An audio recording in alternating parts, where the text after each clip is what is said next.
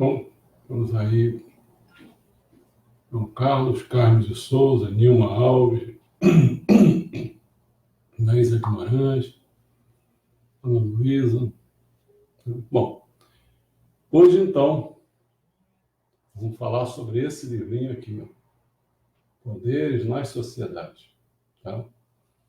E eu vou, quando acabar aqui, lá por mais 8 horas, talvez, aí eu vou botar esse escrito que eu vou ler para vocês aqui hoje. E vou botar, ao mesmo tempo, esse aqui, ó, que esse é que vai ser o debate no sábado.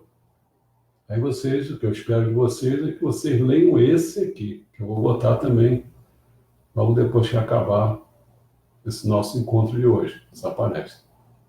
Aí vocês leem para vocês se nortearem, ou querendo, ou achando que está correto, ou não, mas é para fazer, para ter um elemento, entendeu? Para poder... Tá entendido? Bom. Introdução sobre os poderes nas sociedades. Poder na sociedade, ele vai ser essa palestra aqui, né? Por meio de 20 perguntas, né?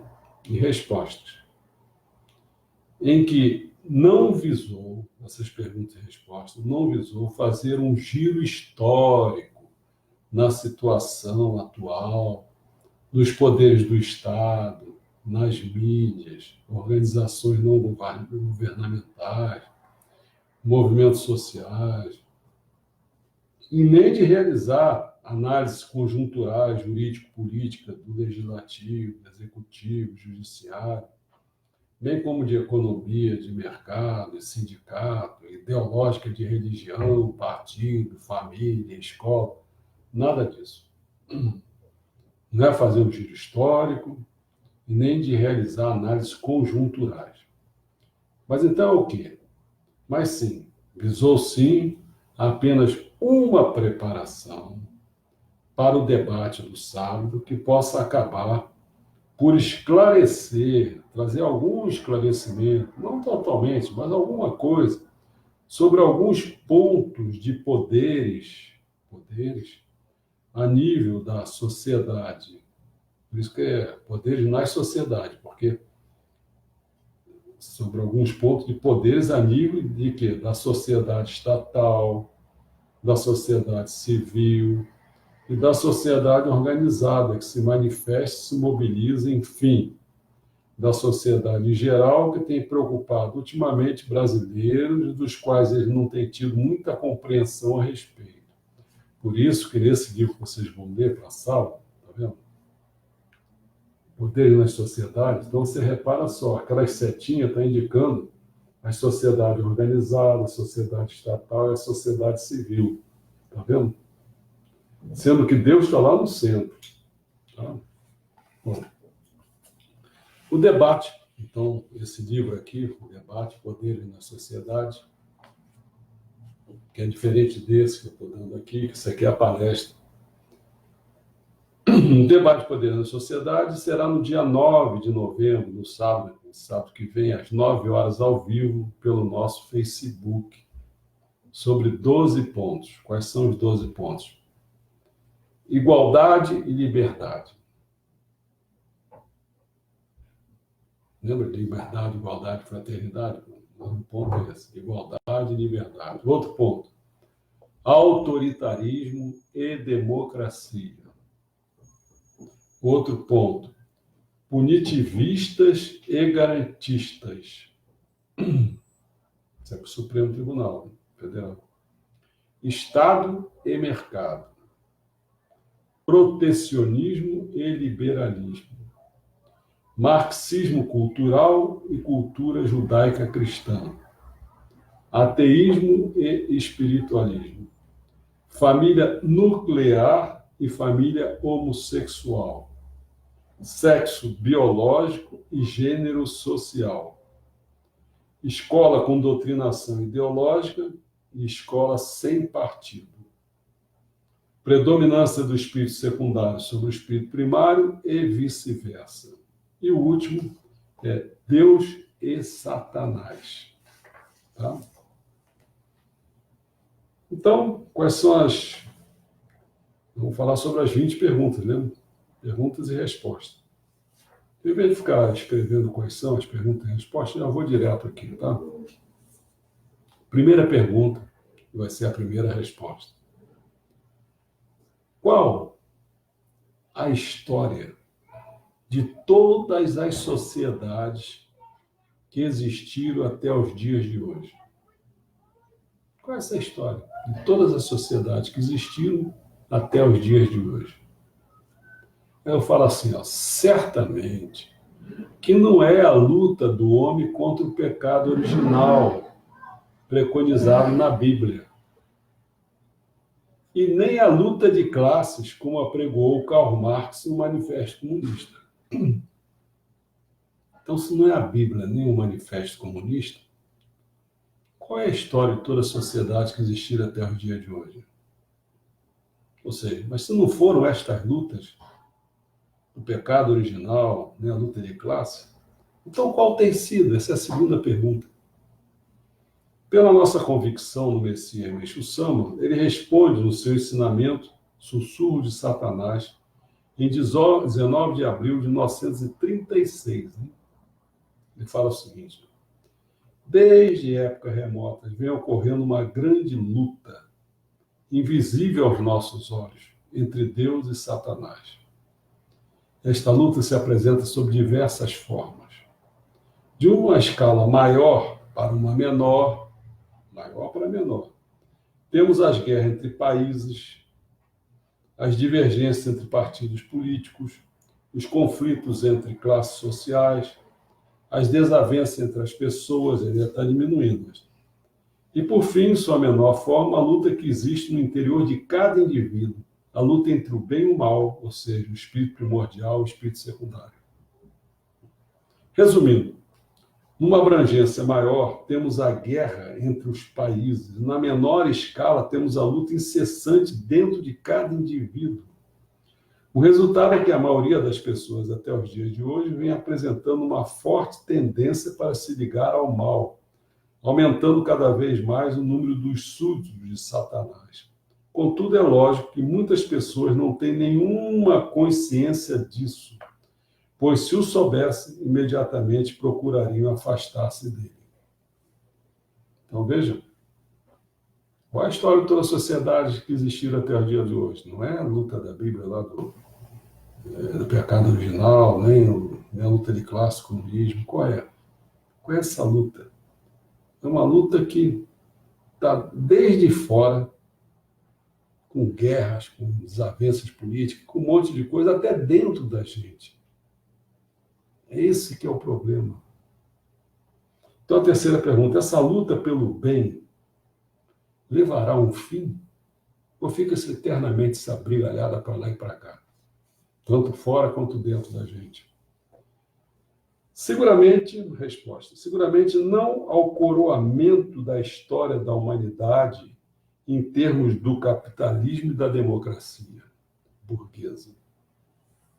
Diante da derrocada do socialismo, nacionalismo e fundamentalismo islâmico, como afirmou Francis Fukuyama no seu livro O Fim da História. Então, para ele, essa pergunta assim, essa luta pelo bem levará a um fim? Ele disse que seria a história da humanidade, seria em termos do final, seria em termos do capitalismo e da democracia burguesa. Né? Porque aí teria sido derrotada mesmo do Muro de Berlim, teria caído, o socialismo foi embora, nacionalismo, fundamentalismo. Né? Mas sim, o que é que ensina Meixo Sama, se não é isso? Em A Verdadeira Religião Daijo, em 6 de janeiro de 1954, ele diz o seguinte: a realidade mostra frequentemente a vitória do mal, porém, no fim, Deus vencerá por ser onipotente. Mas pode-se imaginar a luta que terá de ser travada pelo bem. Pois como o mal é prepotente e controla quase tudo, fica à espreita, aproveitando a menor oportunidade para influenciar o ser humano. O bem vence, mas vai ser uma luta desgraçada. Quarta pergunta. No entanto, qual é o ideal de Deus sobre a Terra, de modo que a concretização desta seja a sua vitória e não capitalismo e democracia, como falou Francis Fukuyama? Começamos seu ensinamento, o plano divino, em 28 de setembro de 1942, ele falou o seguinte: assim, para conduzir a sua administração, Deus criou o homem como seu representante e todas as demais criaturas. Por conseguinte, a missão do homem é realmente de suma importância. Como ele nasceu para concretizar o ideal de Deus sobre a Terra, é conscientizando-se disso que se converterá no ser humano verdadeiro. Bom, Deus criou o homem como seu representante, papapá. Por conseguinte, a missão do homem é realmente de suma importância. Vem a pergunta. Então, para esta vitória, resta saber qual é a missão do homem. Em A Doutrina da Igreja Messiânica Mundial, 11 de março de 1949, Messião falou o seguinte: nós, messiânicos, cremos em Deus, Criador do Universo. Cremos que desde o início da criação, Deus objetivou estabelecer o céu na terra e tem atuado continuamente para a concretização desse objetivo. Então, ele tem um plano. Com tal propósito, ele fez do ser humano o seu instrumento. Além dele ter um propósito, ele botou o homem como para servir ao bem-estar da humanidade, condicionando a ele todas as demais criaturas e coisas. É um instrumento de tudo. Cremos, portanto, que a história humana do passado constitui estados preparatórios, degraus para se alcançar o céu na Terra. Sexta pergunta. E o que cabe aos messiânicos nessa missão do ser humano? O ser humano tem essa missão, mas os messiânicos, o que tem a ver com isso? Continuando o ensinamento da doutrina da Igreja Messiânica Mundial, ele fala o seguinte: para cada época, Deus envia o seu mensageiro e as religiões necessárias, cada qual com a sua missão. Cremos que no presente, quando o mundo vagueia em tão caótica situação, Deus enviou o mestre Meixo Sama, fundador da Igreja Messiânica Mundial, com a suprema missão de realizar o seu sagrado objetivo de salvar toda a humanidade. Por conseguinte, visando a concretização do mundo ideal, de eterna paz, perfeitamente consubstanciado, na verdade bem belo, empenhamos em fazer sempre o melhor, erradicando a doença, a pobreza e o conflito, as três grandes desgraças que assolam este mundo. E aí, no ensinamento Característica da Salvação pela Igreja Messiânica Mundial, 5 de outubro de 1949, ele fala o seguinte: a missão da nossa igreja é tirar as pessoas das torturas do inferno e conduzi-las ao céu, transformando a sociedade num paraíso. Então, sétima pergunta: de que natureza é a propriedade, é a prioridade? De que natureza é a prioridade? Salvar todos os seres vivos ou construir sociedades paradisíacas, que foi dito aqui, né? Então, na coletânea Ensinamentos, volume 27, 15 de outubro de 1953, ele fala o seguinte: até hoje tinha-se como princípio salvar todos os seres vivos. Mas na Igreja Messiânica Mundial, o essencial é a construção do paraíso terrestre. No livro, seguindo o Meixo Sama, ele fala o seguinte: né? Embora o desejo divino seja a salvação de todos, infelizmente os fatos não ocorrerão dessa forma. No início de suas pregações, Meixo Sama imaginava que mais ou menos uns 10% da humanidade seriam salvos. Entretanto, no final, ele fazia referência só a uns 3%, que seria um fato desolador. Oitava pergunta: apesar disso, é necessário elevar esses 3% a entes celestiais? Nascimento na Messiânica, 20 de novembro de 1950. A condição fundamental para se construir o paraíso terrestre, o objetivo da Messiânica, é que o indivíduo se eleve e adquira a qualificação de ente celestial. No livro Tornando Digno do Amor de Deus, volume 2, ele fala assim, está em esforço sincero para aproximar-se da divindade, ele diz o seguinte: Meixo Sama: é uma verdade indiscutível que o homem pode decair até o nível animal da mesma maneira como poderá levar-se até a divindade. Sem duvidar, eu acredito que um homem verdadeiramente civilizado é um ser libertado de sua natureza animal e que uma civilização elevada é o estado nos quais todos os seres humanos cresceram e tornaram-se divinos, O paraíso na Terra significa um mundo habitado apenas por seres divinos. Paraíso na Terra significa um mundo habitado apenas por seres divinos. Aí falo eu, né? Assim, talvez na transição do ser humano para ser divino, se passe também pela modificação dos três espíritos, sendo que o espírito secundário deixaria de ser animal para ser homem, enquanto o espírito guardião de antepassado, um humano para divino, ou seja, um Deus. Ou seja, os habitantes já teriam passado do estágio simplesmente humano para o divino. Manifesta-se então a consciência divina no homem, o que o torna metade homem, metade divino. Portanto, difere da civilização atual, onde o ser humano é metade homem, metade animal. Nona pergunta. A missão de concretizar o paraíso terrestre seria de todas as religiões? Em Religião e Arte, 6 de maio de 1950, ele fala assim, em resumo, as religiões existentes até hoje tiveram a missão de preparar os alicerces para a construção do paraíso terrestre. E a missão da Igreja Messiânica Mundial é concretizá-lo. 10º. Anteriormente você mencionou que a luta terá de ser travada pelo bem, lembra? Então, qual a luta do momento expressa no grande problema do mundo atual? Menção em A Tolice da Natalidade, 20 de agosto de 1949. Ele fala o seguinte: no dia em que, pacificamente, ou por meio da guerra, for resolvido o grande problema do mundo atual, isto é, a ameaça representada pelas relações entre Estados Unidos e a União Soviética, concretizar-se-á, obviamente, a era de paz eterna, então nascerá a nação mundial. Mas tem uma ameaça? Então, a 11ª pergunta é o seguinte: o que predomina nessa ameaça entre capitalismo e comunismo? Foi paralisado lá, mas ainda continua aqui hoje. A Coreia do Norte está lá, cheia de bomba atômica. Né? Dependência, que predomina essa ameaça entre capitalismo e comunismo? Eu estou dizendo, dependência versus desigualdade. Então, ou você prima pela liberdade, ou então pela igualdade. Estou nesse. Porém, o fundador da Igreja Messiânica Mundial explica no livro Evangelho do Céu, Reino Divino, do Tempo da Luz do Oriente, o seguinte: Tengoku-kai, vertical, solar. Miroku-kai, horizontal, lunar. Essas duas tendências significam, na verdade, um kata, quer dizer, um pequeno modelo, em que Miroku-kai, que é o horizontal, representa o capitalismo, e Tengoku-kai, que é o vertical, o comunismo.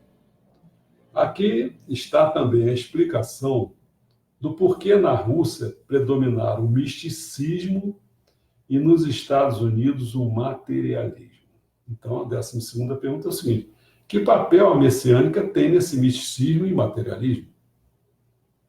O fundador, em sua palestra proferida no Teatro de Kyoto, em 10 de abril de 1953, ele afirma: a Rússia chegará a perceber os erros do comunismo, assim como os Estados Unidos conseguirão entender que o capitalismo não está mais dando certo. Daí sim, os dois lados procurarão não mais se inclinar para um só lado. Mas para que tal ponto venha a ser percebido, a messiânica tem muito por fazer quanto ao fato de incentivar esse aspecto. Portanto, é grande a responsabilidade que lhe cabe nesse sentido. Nem capitalismo, nem comunismo. A messiânica tem muito por fazer quanto a incentivar esse fato, esse aspecto do isonomê. Tem feito? Duvido. Assista às palestras aí que são dadas pelos reverendos, em cultos mensais, qualquer coisa desse tipo assim. Falam nisso? Não. 13º. Contudo, como a messiânica deve fazer para incentivar, já que tem que incentivar a percepção da Rússia de que seu misticismo não dá certo. Depois vai pegar o comunismo, o capitalismo, o primeiro esse. Como fazer isso? Ele não dá certo diante de sua teoria anti-Deus, anti-religião e anti-espiritualidade. o que tem gerado insinceridade, fanatismo e intolerância. Enfim, um conjunto de pretensões e ideias comunistas não passa de um grande conjunto de misticismo, ou seja, idealizações etéreas e imateriais, utopias irreais, como, por exemplo, total igualdade. Eles acham que tem total igualdade. Como total igualdade? Todo mundo é igual? E no preenchimento perfeito de todas as necessidades de cada ser humano, sem nenhuma diferença entre qualquer pessoa. Como é que é isso? Eliminando o capital, suas desigualdades, penso eles, né, o comunismo. Todos os males internos do homem desaparecerão. Sem diferenças sociais e sem acúmulo de riqueza, todos estariam alinhados em uma igualdade perfeita. E, consequentemente, todas as suas angústias interiores seriam preenchidas e todos os seus males, desvio de caráter seriam naturalmente curados e eliminados, como se todo mundo tivesse o mesmo nível espiritual. O Messias, no livro Evangelho do Céu 2, Sabedoria, fala o seguinte: para comprovar minhas afirmações, basta observar o exemplo do comunismo, do qual já falei tantas vezes. Tenho certeza que um dia vai sucumbir por se tratar de um movimento político-social repleto de impureza. Não está enraizado na sua estrutura o desejo de fazer a maioria das pessoas felizes. Não está enraizado na sua estrutura o desejo de fazer a maioria das pessoas felizes ou de contribuir de verdade para o progresso do mundo. Seus dirigentes não medem as consequências quando matam pessoas inocentes visando apenas os benefícios próprios. Em determinadas circunstâncias, agem como se fossem grandes disciplinadores, mas de fato só querem impor as próprias ideias. Então, quando organizações dessa ordem chegam ao fim, é certo que prevaleceu a justiça. Em outros trechos, ele fala assim, ó, tudo que vem do pensamento impuro é muito esquisito. Deste ponto de vista, pode-se observar como procedem os integrantes do Partido Comunista. Quando se refere ao país, à sociedade ou à felicidade do povo, parece estar se dedicando de corpo e alma a uma causa nobre, pois emite inúmeras opiniões que mexem com o sentimento humano. Suas palavras, entretanto, não contêm macoto, sinceridade. Visam apenas os próprios interesses. Por isso, não convence quem os está ouvindo. Mais um trechinho diz assim, para exemplificar, lembro-te certa vez em que outro me referido ao comunismo, dizendo que não ia conseguir sucesso porque só se preocupava com o bem-estar de seus camaradas e com a classe dos trabalhadores. Mas também vai sobrar também para o capitalismo. Porém, como a messiânica deve fazer para incentivar a percepção dos Estados Unidos de que seu materialismo não dá certo? Divulgar de imersão o seu ensinamento. O materialismo cria o homem mau. Escrito em 7 de maio de 1952. Ele fala o seguinte: assim, para criar uma sociedade limpa e pura, é preciso estimular intensamente o pensamento teísta. Por infelicidade, o Japão encontra-se em tal situação que quanto mais instruída é a classe, maior o número de pessoas ateístas. Além disso, é comum acreditar-se que esta é uma qualificação dos intelectuais e dos jornalistas. Ô, pessoal da Globo aí. De modo que quanto mais a pessoa enfatiza o ateísmo, mais progressista ela é considerada. Por esse motivo, se não houver uma mudança radical no sentido que os ateístas sejam vistos como ultrapassados e os teístas como vanguarda intelectual da época, a sociedade não se tornará alegre e feliz. No livro O Evangelho do Paraíso, em 5 de fevereiro de 1947, ele vai mostrar ali, né, que o capitalismo é um materialismo apegado à exploração desmesurada. Como resultado da exploração dos capitalistas, dos fazendeiros, de outras pessoas que fazem o que bem entendem em nome de seus próprios interesses, os trabalhadores sem alternativa para se autodefenderem acabam enfrentando-os em movimento de grupo. Nesse sentido, não será exagero dizer que os próprios capitalistas e fazendeiros é que geram o comunismo, ou seja, eles lutam contra um fantasma criado por eles mesmos. Imaginemos, porém, uma sociedade onde predominam pessoas saudáveis de corpo e espírito. Até os capitalistas teriam consciência de que deveriam ser moderados na obtenção de lucros. João Carlos está sempre falando, né? Aquela lança, né? Pô, parece que ela A arrecadação dela acho que é 350 milhões, enquanto que o do Estado é 200 milhões. Quer dizer, como é que ela pode ganhar mais Galinha amarela. do que o empreendimento do Estado, não da Prefeitura? Como é que pode ganhar mais? Deveriam ser moderados na obtenção de lucros, distribuindo-os com os trabalhadores, quando ultrapassarem certo limite. Obviamente, os trabalhadores ficariam satisfeitos e alegres. Com esse procedimento, procurarem colaborar com os patrões, visando o progresso de seus empreendimentos. Assim, estaria firmado o pacto entre patrões e empregados no seu verdadeiro sentido, de modo que não é nenhuma utopia o fim dos conflitos entre as duas partes. No livro O Tempo Chegou, ele fala o seguinte: entretanto, a questão aqui é como ficarão os Estados Unidos com o enfraquecimento do comunismo. Tal país conseguirá atingir seus objetivos? Se assim for, até que vai ser bom, porém isso não será tão fácil. Ocorrerá algo bastante grave com os Estados Unidos, mesmo que esse país pense que vai se desenvolver apoiado no capitalismo da democracia. Isso não irá ocorrer, porque haverá uma grande mudança no capitalismo americano e na própria maneira de se conduzir o país.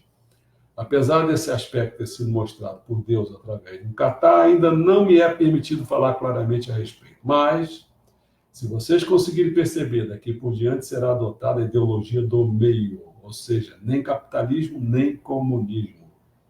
A ideia seria dominar o mundo através da matéria, mas tanto o comunismo quanto o capitalismo já começam a perceber que o ideal materialista não vem a ser o correto.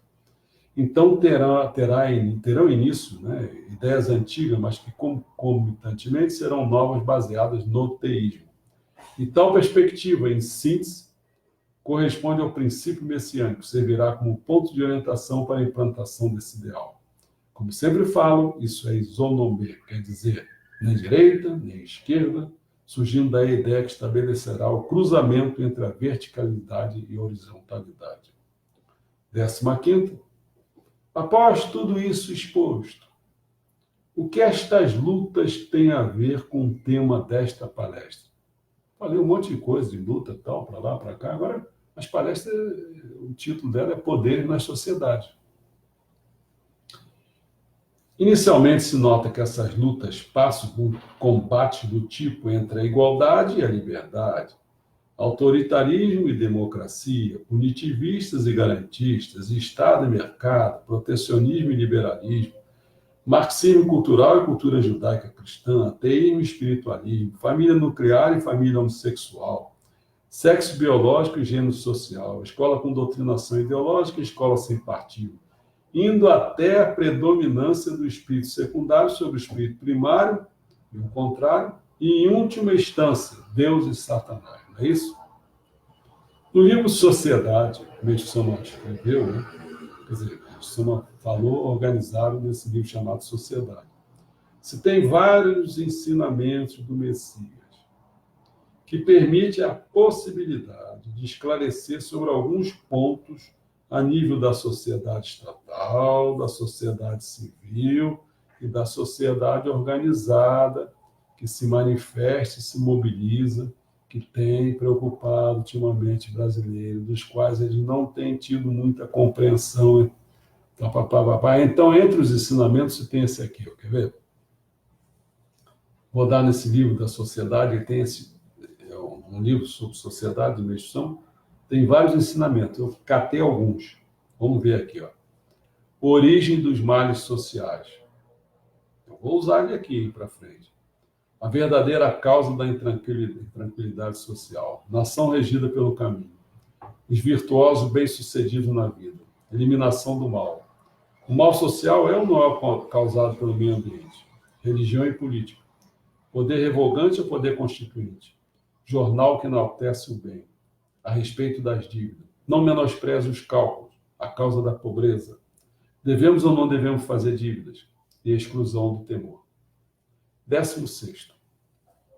Agora, o que se pode registrar em relação ao poder na sociedade estatal, no caso brasileiro. Então, vamos começar com os poderes na sociedade. Então, vamos começar com a sociedade estatal. O que se pode registrar em relação ao poder na sociedade estatal, no caso brasileiro? Vamos lá.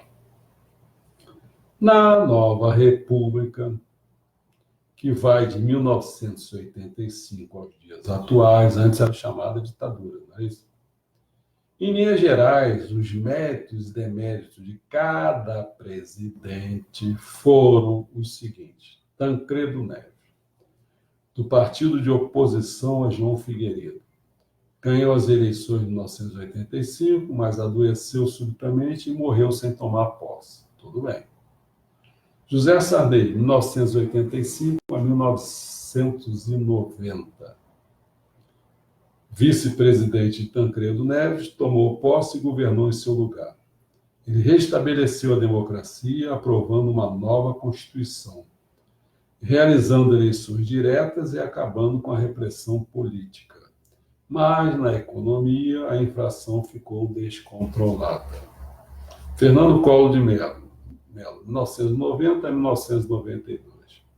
Presidente mais jovem do Brasil, seu governo foi marcado por políticas econômicas controversas, que não conseguiram travar a inflação descontrolada. Em 1992, ele foi afastado da presidência por um processo de impeachment por envolvimento em corrupção.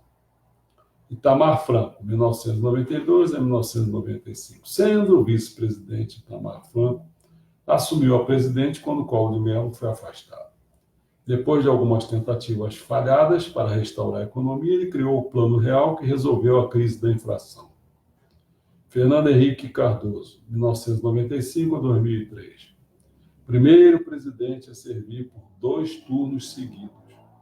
Ele continuou com o Plano Real, que estabilizou a economia, mas mais tarde enfrentou outra crise econômica. Seu governo foi marcado por muitas privatizações, uma forte aposta na política internacional e políticas para melhorar a educação. Luiz Inácio Lula da Silva, 2003 a 2011, 8 anos. Enquanto servia como presidente, Lula era muito popular e conseguiu ser eleito 2 vezes. Suas políticas diminuíram a pobreza e a desigualdade no país e conseguiram manter a economia estável. Seu governo foi muito elogiado internacionalmente, mas ele também foi acusado de corrupção e acabou preso, né? Dilma Rousseff, 2011 a 2016.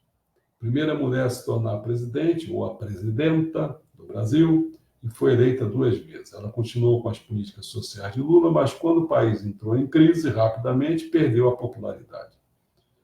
Seu governo organizou a Copa do Mundo em 2014 e as Olimpíadas de 2016. Dilma foi afastada por um processo também de impeachment. Michel Temer, 2016 até 2018. Né? Como vice-presidente de Dilma Rousseff, Temer assumiu o poder quando ela foi afastada. Seu governo tem sido marcado pela Operação Lava Jato, uma investigação sobre corrupção em grande escala entre os políticos brasileiros. Ele também é suspeito de corrupção. Jair Bolsonaro começou em 2019, né?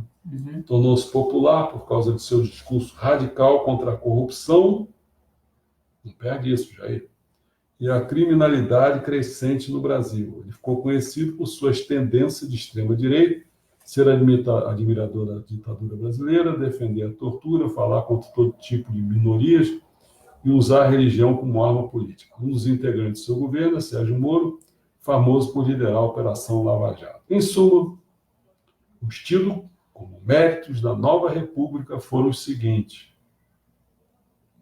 Em termos jurídico-político, foi o restabelecimento da democracia, essa meia-boca de democracia, né, que é mais para a eleição e não tanto pela participação, término da repressão política, aprovação de uma nova Constituição, meia-boca também, realização de eleições diretas, aposta na política internacional, políticas para melhorar a educação, Sérgio Moro por liderar a Operação Lava Jato, tal. Em termos econômicos, isso foi em termos jurídico-político. Em termos econômicos, criação do Plano Real, que resolveu a crise da inflação, estabilização da economia, privatizações, diminuição da pobreza e da desigualdade no país. Em termos ideológicos, discurso radical contra a corrupção e a criminalidade crescente no Brasil, tendência de extrema-direita, admiração da ditadura e defesa da tortura, falação contra todo tipo de minorias e uso da religião como arma política. Isso foi os méritos. Né? E os tidos como demérito foram os seguintes. Em termos políticos, Novidade na presidência como mais jovem, operário, mulher, 3 afastamentos às presidências, sendo todos praticamente por impeachment, 3 reeleições, a metade dos presidentes envolvidos em corrupção, sendo que nos 2 petistas, a Operação Lava Jato fez uma investigação sobre corrupção em grande escala entre os políticos brasileiros, STF que não julga políticos e não pune criminosos, tal. Em termos econômicos, crises econômicas e inflação descontrolada. Em termos ideológicos, constatação de que o Brasil, principalmente a mídia, se encontra submetido à hegemonização do marxismo cultural. 17. De que qualidade se encontra a situação atual do poder da sociedade estatal brasileira? De que qualidade se encontra a situação atual do poder da sociedade estatal brasileira? O grau é negativo de excelência. E para dar uma ideia, se mostra como os ensinamentos indicados no livro Sociedade. Agora eu vou começar a usar aqueles ensinamentos. Lembra? O fundador da Igreja Messiânica Mundial ensina em um materialismo que o homem mal, lembra, escrito 7 de maio de 1952, ele diz o seguinte: a sociedade continua assolada pelos crimes horripilantes como assaltos, fraudes e assassinatos, casos de corrupção de pessoas que ocupam posições elevadas, os quais se tornam objeto de comentários sociais, incontável número de crimes de pequeno e médio porte, etc. Um outro ensinamento que eu citei lá atrás, né, na sociedade, né? Religião e política, 5 de setembro de 1948. Apesar de haver uma estreita relação entre religião e política, é estranho que isso não tenha despertado muito interesse. Na realidade, até o término da Segunda Guerra Mundial, a política, longe de apreciar a participação da religião, vivia oprimindo-a. Desde a antiguidade, este fenômeno se fez notar em vários lugares, registrando-se não poucos casos de quase extinção de religiões devido à violência das perseguições. No entanto, por mais que a religião tente realizar o seu objetivo, que é a construção de um mundo ideal para incrementar a felicidade do homem, torna-se evidente que ela jamais atingirá essa meta se a política não for justa. Posso falar de novo para você ver onde que nós estamos metidos? Tá aí. A religião tem o quê? Tem que criar um mundo ideal, não sei o quê. Não, a religião... Então, por mais que a religião tente realizar o seu objetivo, que é a construção de um mundo ideal, para incrementar a felicidade do homem, torna-se evidente que a religião jamais atingirá essa meta se a política não for justa. Reverendos, ministros, por favor, ataque o problema, porque a política tem que ser justa. Isso é o que você tem que falar, cara. Senão não vai construir o paraíso terrestre, que é a missão do homem, a missão da igreja. Sendo assim, uma política escrupulosa requer políticos íntegros, e para preencher essa condição, eles devem ser dotados de religiosidade. Um erro no qual os políticos têm inclinação para incorrer é a corrupção. Atualmente, o povo vive criticando, e com razão, a degeneração da política, as fraudes eleitorais, a prevaricação dos funcionários públicos, a degradação dos educadores, etc, etc. Os próprios políticos, órgãos competentes e o povo empenham-se com unhas e dentes na solução purificadora dos problemas dessa lamacenta sociedade. Infelizmente, na prevenção do crime, conta-se apenas com a força da lei. Mas esta não atinge o ângulo, e força da lei, como Gilmar Mendes, cara, não atinge o ângulo da questão, pois a causa dos crimes está no interior do homem, ou seja, na sua alma. Um outro ensinamento citado lá naquele livro de Sociedade, que é o poder revogante, o poder constituinte, que foi escrito em 6 de agosto de 1949. Este termo refere-se ao Congresso Legislativo. De fato, a cada ano aprovam-se novas leis. Entretanto, isso não é motivo para orgulho, pois as leis são instituídas porque o mal social aumenta. Caso aumentasse o número de homens honestos, não haveria necessidade de leis, portanto, não seria necessário instituí-las. O verdadeiro progresso da cultura só terá sido alcançado quando a função do Congresso Legislativo consistir em revogar as leis. Um outro ensinamento que ele faz assim: não menospreze os cálculos, 10 de setembro de 1949. Como sou religioso, qualquer pessoa poderia pensar que não me interesso por economia. Mas isso não corresponde à realidade. Talvez pelo fato de já ter sido empresário, estou seguro de que ninguém poderia me passar para trás em matéria de cálculo. Para falar a verdade, comendo e vestindo humildemente, morando num barraco com um religioso antigo, não me seria possível salvar o homem contemporâneo. Os tempos são outros, e os terrenos e as construções devem estar de acordo com eles. Até para construir um modelo do paraíso terrestre é preciso uma enorme soma de dinheiro. Por isso é óbvio que o recurso financeiro constitui uma das bases para a expansão da nossa igreja. Por essa variedade de exemplos, pode-se entender que desde o governo de uma nação até um empreendimento particular, nada vai bem se desprezarmos os cálculos. A esse respeito, convém lembrar dos Estados Unidos. A maioria dos poderosos políticos americanos saiu do mundo empresarial. É famoso também o caso do presidente Truman, que há 20 anos era comerciante de miudezas. Fala-se ainda que muitos militantes poderosos foram empresários. Por isso, a principal razão dos Estados Unidos ocupar a posição que hoje ocupa, que na maior parte de seus governantes foram empresários hábeis nos cálculos. Os nossos presidentes.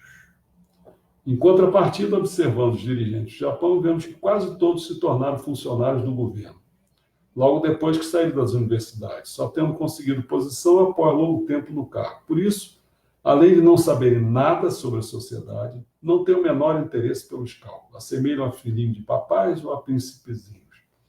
A melhor prova são os empreendimentos governamentais. Por exemplo, a Ferrovia Nacional, por exemplo, enquanto as companhias ferroviárias particulares continuam distribuindo dividendos anualmente, embora irrisórios, a Ferrovia Nacional tem um déficit de vários milhões de ienes. Realmente, os governantes não passam daquilo que o povo costuma chamar de negociantes amadores. Por conseguinte, seria desejável que doravante surgisse muito político que atue ou tenha atuado na área empresarial. Esclareço que esta é a condição fundamental para a reconstrução do nosso país. 18º, eu falei muito no poder em relação ao que é a sociedade estatal, né? Agora vem aqui, ó. E bem como do poder na sociedade civil no Brasil. Sociedade civil agora. Em jornal que enaltece bem, 18 de fevereiro de 1950, ele fala o seguinte: em todos os jornais da atualidade há um exagerado número de notícias relacionadas ao mal. Roubos, assaltos, assassinatos, fraude, mercado negro, contrabando, suicídios, adultério, etc. São tantas notícias desagradáveis que chega a ser quase impossível enumerar. Se estivéssemos no exterior e soubéssemos de tudo isso, poderíamos pensar que não existe país tão horrível quanto o Japão. Entretanto, por pior situação em que ele se encontre, deve haver alguma coisa que se possa elogiar ou que seja motivo de orgulho. Acontece que as coisas boas ficam mais escondidas e são as mais difíceis de aparecer. Desde os tempos antigos, diz que as más ocorrências vão longe. De fato, parece que as coisas más logo se tornam conhecidas e se espalham. Também no que se refere aos noticiários dos jornais, o que está relacionado às coisas boas não atrai os leitores.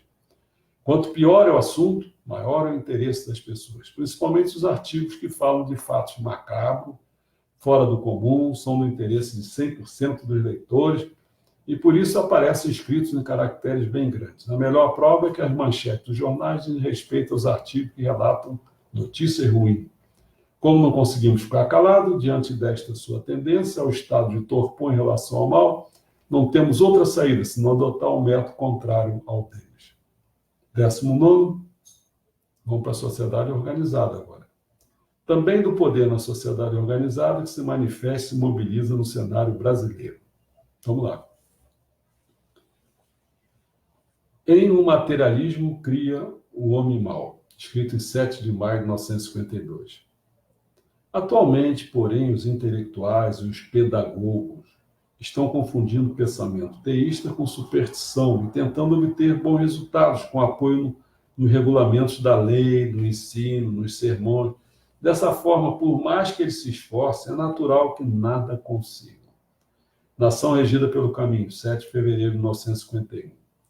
Após a Segunda Guerra Mundial, os japoneses ficaram sem qualquer apoio, não tendo a quem recorrer. O resultado é que aumentou o número de criaturas desorientadas. Até o fim da guerra, em todas as escolas do país, o ensino tinha por base a moral. e também a lealdade e o amor ao país, profundamente enraizados no coração do povo japonês desde épocas antigas. É inegável, portanto, que a sociedade daquela época era muito mais honesta e sincera que a da época atual. Mas nem por isso devemos revitalizar essa velha moral, torna-se imprescindível criar uma ordem moral para a nova era. Após a guerra, estabeleceu-se a democracia no Japão e assim nos libertamos do despotismo. Isso é muito bom, pena que se tenha ido além dos limites e chegado à situação presente, ou seja, a uma sociedade predisposta à desordem. Então, muito liberalismo, muita liberdade leva à desordem. Sendo assim, urge formar uma nova ideia moral que esteja em conformidade com a época, eliminando o que há de mal e aproveitando o que há de bom no antigo e no novo pensamento. É necessário construir um novo espírito, cuja noção deve ser intensamente apregoada, não só no ensino, como na sociedade. Por esse motivo, se continuarmos apoiando apenas nas leis, como fazemos atualmente, crescerá o número de indivíduos espertos e malvados, os quais pensam que lhes basta agir de modo a não caírem nas mãos da justiça. Em outras palavras, Deus, como sempre digo, é o caminho perfeito. Adorar a Deus significa seguir o caminho. Portanto, o homem que se submete ao caminho perfeito e por ele é regido, é um verdadeiro homem civilizado. Ele fala assim: este artigo ofereço aos intelectuais do mundo inteiro. A verdadeira causa da intranquilidade social em 3 de setembro de 1949. Ele fala assim: atualmente ouve-se falar muito sobre as medidas que devem ser tomadas em face do aumento assustador da criminalidade. Vou dar minha opinião a esse respeito. Falando abertamente, o homem contemporâneo não se completou como um verdadeiro ser humano, pois ainda tem muitas características animalescas. Poder-se-ia dizer que é um ser meio humano e meio animal. Talvez ache que eu esteja me expressando de uma forma demasiado agressiva. Mas não tem outro recurso, já que essa é a pura realidade. Vou explicar por que faço tal afirmação e estou seguro de que as pessoas que lerem minhas palavras vão concordar comigo. Existem presentemente várias organizações destinadas a prevenir os crimes, polícia, tribunais, presídios, e um número incontável de funcionários que se encarregam de administrá-los, além de centenas de milhares de leis. Assim, aparentemente, a sociedade está aparelhada a ponto de quase não haver brechas para a ocorrência de crimes. O método é idêntico àquele que se utiliza para defender os homens contra os animais ferozes, que constitui uma ameaça para eles, fazem-se jaulas fortes para protegê-los do perigo. Eis a situação atual desses métodos, e a cada ano aumenta o número de leis, o que é o mesmo que tecer redes com pontos pequenos. Torna-se necessário agir de tal forma que os homens e animais afiam suas unhas e presas para romper as jaulas. Esta é a causa da intranquilidade social. Com efeito, ainda que exteriormente os homens tenham forma de seres humanos, interiormente são como animais. Se fossem verdadeiros seres humanos, a sociedade não necessitaria de jaulas. Quem jamais pratica o mal, esteja onde estiver, é que tem a qualificação de autêntico ser humano. Se a decadência moral continua, apesar da crescente progresso da cultura, é porque o método de quebrar a jaula está vencendo o método de fortalecê-la. Este é o motivo pelo qual sempre afirmamos que a cultura da atualidade é uma cultura desequilibrada, onde só houve progresso da parte material. O mundo dos seres humanos é um mundo sem leis divinas, é claro, nem organizações anticriminais. O esforço que estão empreendendo tem um único objetivo: construir esse mundo. 20ª e última. Como refletir sobre os combates do tipo entre igualdade e liberdade, autoritarismo e democracia, punitivista e garantistas, Estado e mercado, protecionismo e liberalismo, marxismo cultural e cultura judaica cristã, ateísmo e espiritualismo, família nuclear e família homossexual, sexo biológico e gênero social, escola com doutrinação ideológica e escola sem partido, predominância do espírito secundário sobre o espírito primário e vice-versa, Deus e Satanás. Como refletir sobre isso tudo? Sabe como? Através do debate.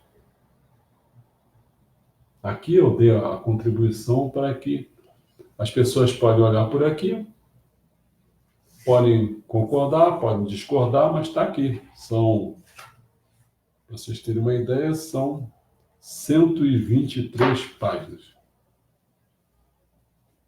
123 páginas. Então, logo de cara, o que eu tenho que dizer para as pessoas? Pessoal, eu vou botar apenas esse livrinho. Outro não interessa botar. Já está lá até no www Centro Cultural Paradisíaco. Está lá. Quem quiser ver isso. Mas eu vou botar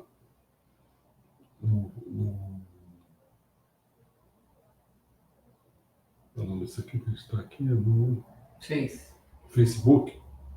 Eu vou botar esse aqui. Como é que você consegue colocar isso no Face? 123 páginas.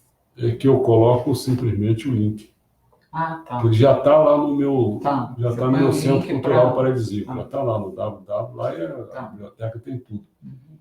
Agora, o que eu tenho que falar para vocês, pedir para vocês, é o seguinte. Você veio aqui para ler essas...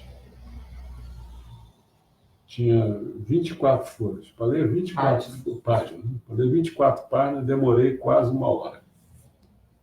24 páginas. Esse aqui que eu falei tem quantos? 124. Tem 100 páginas a mais.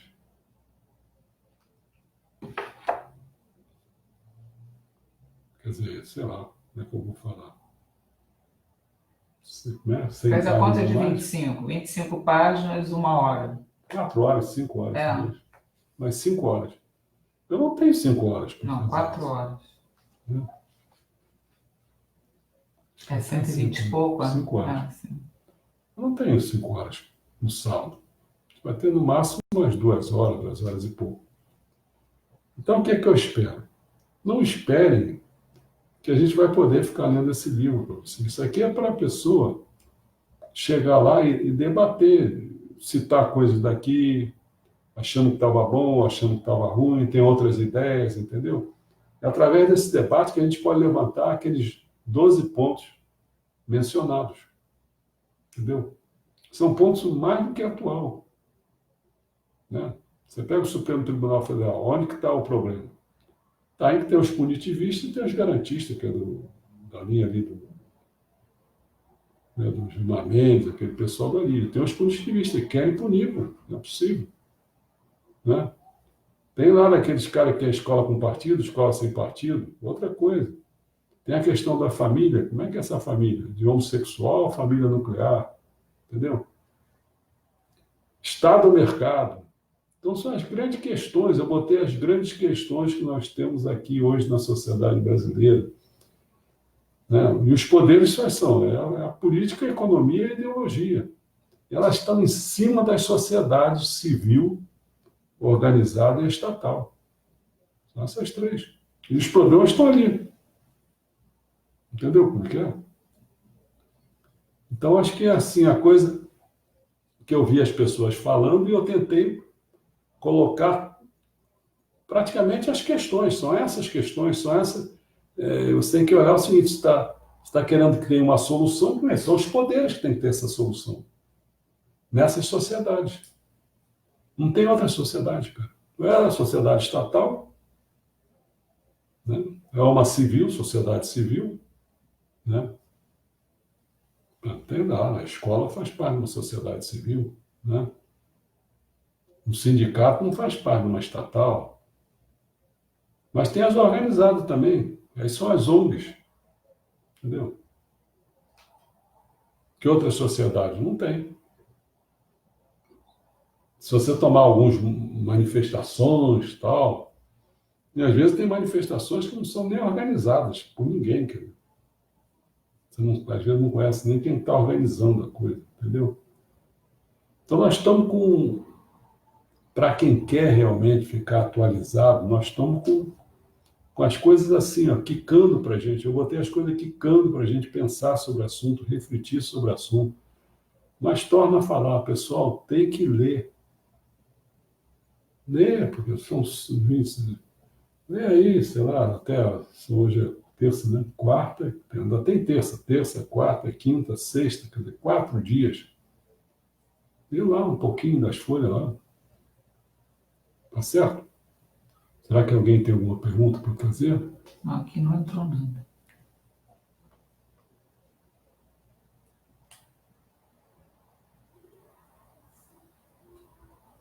Tem bastante gente. Cláudia Cunha, Eliana Carneiro, Diara Santana, Maria do Socorro, Luiz Augusto, Renan Dias, Zuleika, Arlete, Jussara, Paulo Garcia, Fernando Coelho, Nilma, João Carlos, Eu Ana não Luísa, sei Carlos quantas de pessoas Souza, acompanham de fato. Nilma, Anaísa. Você quer fazer pergunta? Você Não. respondeu? Não? Não, só estou dizendo que no meu celular indica que tem 3 pessoas vendo. É isso aí, eu Eu não não sei. sei como é que é. Aqui tem esses nomes todos. É, mas às vezes a Celular pessoa dela, entra e não fica. aí não sei, essas Não, coisas eu essas nunca vou coisas eu não saber. domino. Por isso que nosso futuro vai ser assim, né? A gente vai levar todo mundo para voz messiânica. Então, pessoas que estão aí, que comecem a acordar que vão lá, www, né, vozmessianica.com.br, eu acho. Então, vai lá, se inscreve lá. Esse é o futuro. A gente vai fazer. Eu só estou dando uma colher de chá para as pessoas verem o que é que a gente faz, tal, tal, tal. E aí, a partir daí, quem não entrar lá na voz messiânica, mas vão lá, se inscrevam lá. Tem lá, é fácil se inscrever e tal. Tá bom? Então amanhã eu não programei nada, se não me engano. Né? Acho que eu não programei nada. Mas eu vou dar uma espiada. Pode ser que eu faça alguma coisa só para a gente. Eu estou a fim de acelerar, porque eu quero terminar até o fim do mês, né? Eu quero, mas quero terminar. Se for, puder ser um pouquinho com folga, mas tem muita coisa. Então, talvez amanhã eu faça alguma coisa só. Então, poderia até não fazer nada para vocês terem tempo para ler. Também pode ser. Entendeu?